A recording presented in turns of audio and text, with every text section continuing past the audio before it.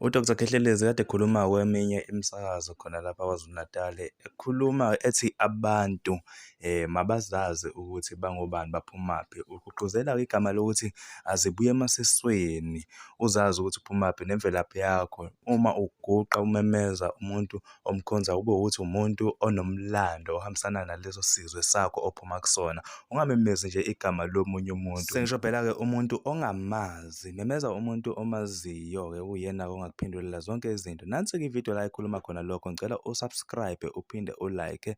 Ngiyabonga. Awi-enjoy. Ukusho manje othi amen uphinde uthi makhosi. Okay. Ukuze abantu bangalahleki ngoba mfowethu ngifuna ukuyichaza ilanga lobilobi lento sihleli nje ku YouTube. Yeah. Abantu abahambe bayobuka the last video opostwe ku YouTube wami. Yeah. Ekhuluma ngayo lento. Abantu badukile. NeBhayibheli ngiyalithanda malisho. Lithi isizwe sakithi sibhubhile ngenxa yokuswela ulwazi. Hey madoda, lapho ngiyamvuma uJesu ngoba wayiprofeti into ayibona ingabe uJesu wayibhala ingabe ubani wayibhala. Umuntu wayibhala nje wayifanele uKhehlelezi naye webona imangaliso ezazenzeka kwaIsrael Israel hayi eSouth Africa. Okay. Uma sikhuluma lobulobi asikhuluma iqiniso.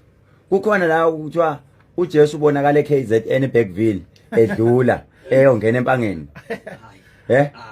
Wena uyishola kumina. Kodwa why manje njalo uJesu hayi ake sikhulumeni ngabakithi manje abangasekho ngoba phela nabo basenzile imanga siyakhumbula makuthiwa hamba okhuluma ethuneni kazibani ithuna lesikhwaga ngoba siyazi ukuthi wayesikhwaga lo muntu wayengahlehli wayibhekana nezitha eyaphambili.